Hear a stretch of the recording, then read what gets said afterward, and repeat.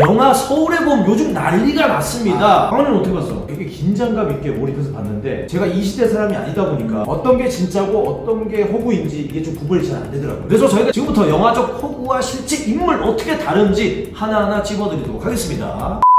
전두광이라는 인물은 누가 봐도 전두환, 네, 우리 황정민 형님께서 짜증나고 얄밉고 빌런 연기를 너무 잘해줬기 때문에 이 영화를 본 날 그냥 잠들 수가 없었습니다. 황정민이 좀 고문당하는 그런 장면을 보고 짜야겠더라고. 네. 신세계 마지막 장면, 황정민 막 죽어가는 거. 그리고 이태신, 우리 정우성 배우가 또 자기 색깔에 맞게 연기를 정말 잘했어요. 장태환 소장을 모티브로 한 그런 인물이에요. 제5공화국에서 장태환 소장을 연기하신 분이 장포스라는 별명까지 붙을 정도로 큰 인상을 남겼거든요. 정우성 배우와는 좀 다른 느낌의 연기를 해주셨지만 두 분 다 장태환 소장의 표현함에 있어서 납득이 가는 연기였기 때문에 굉장히 사랑받지 않았나 이런 생각이 듭니다. 일단 장태환 소령에 관해서는 제대로 한번 쫙 풀어드리도록 하겠습니다. 정상호 육군참모총장, 이성민 배우가 연기를 해주셨는데 정승환 육군참모총장이 모티브가 됐다고 보시면 될 것 같습니다. 박정희 대통령 저격 현장에 있었어요, 이분이. 그리고 이제 계엄사령관이 되는데 전두환 소장에게 보안사령관이라는 직책을 주면서 혜성같이 국민들 앞에 전두환 소장이 등장을 하게 됩니다. 그 전까지만 해도 군부 내에서는 유명했지만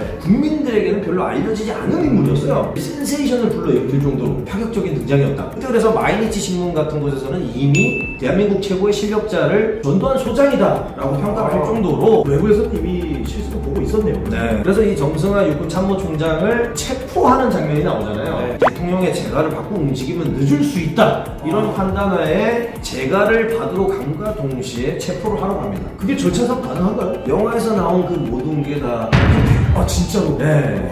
자, 이렇게 총격전이 오고 가는 가운데서 국방부 장관, 오국상 국방부 장관이 나오죠. 막 택시 타고 도망가고 막 그러잖아요. 노재용 국방부 장관인데 김의성 배우가 너무 얄밉게 연기를 잘해줬는데 그거 도안 그게 사실이라고? 네, 제가 다 부끄러워집니다. 네.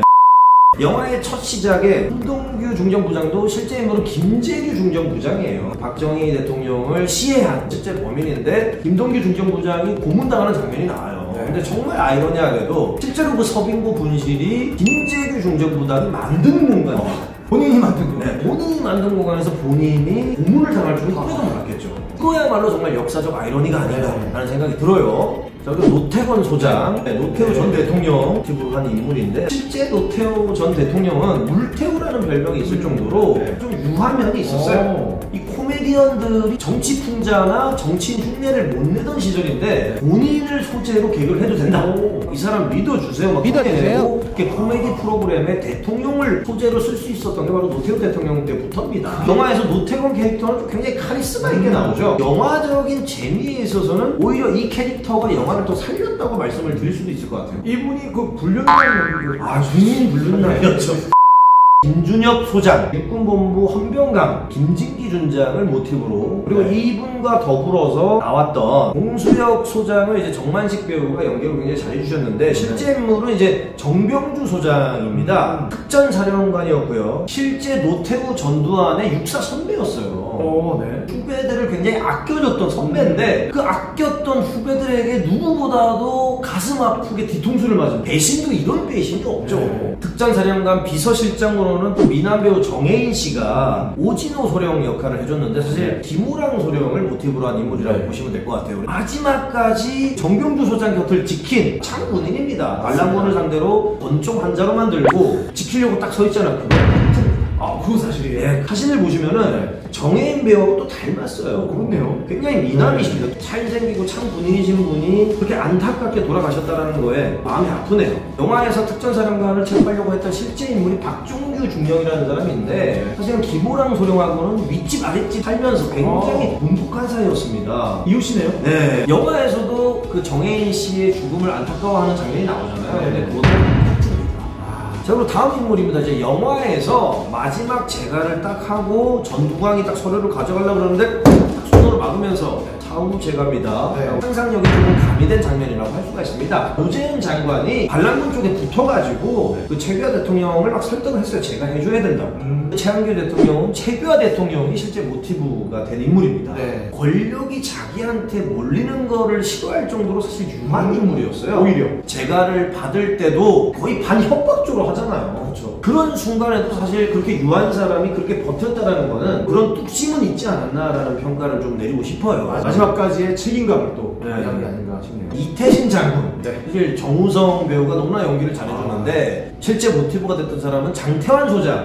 네, 워낙 그 참군인으로 소문이 많이 나 있던 분입니다. 영화 마지막 장면에서 바리케이트를 헤집으면서 막 이렇게 그 전두광한테 다가가는 장면이 있는데 그 장면은 영화적 호구가 좀 가미됐다 이렇게 말씀을 드릴 수가 있습니다. 이게 압권이었거든요. 네, 실제는 부하에게 체포를 당하는 그런 소문을 받으셨어요. 영화적으로 굉장히 잘 연출한 장면이 아닌가 이렇게 말씀을 드리고 싶습니다. 네.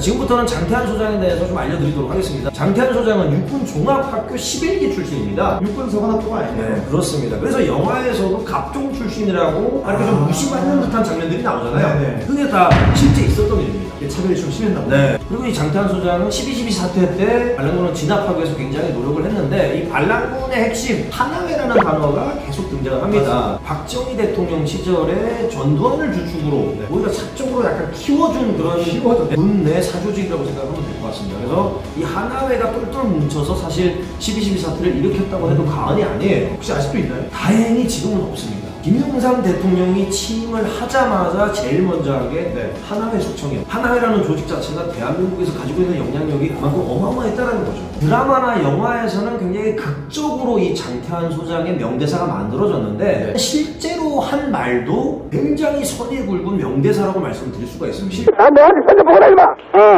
나는 수치를 결심했느냐? 나는 쳐들어간다.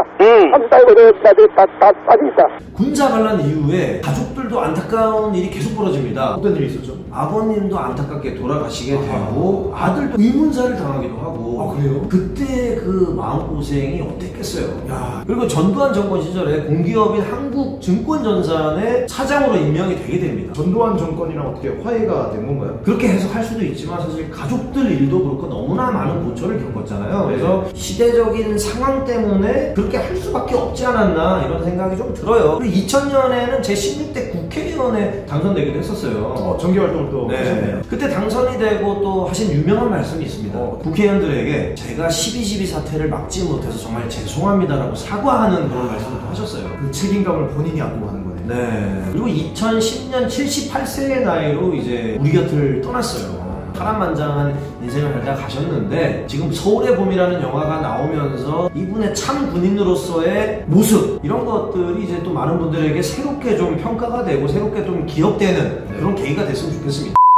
지금까지 영화 서울의 봄 영화 속 캐릭터와 실제 인물을 비교해서 리뷰해봤습니다. 감사합니다.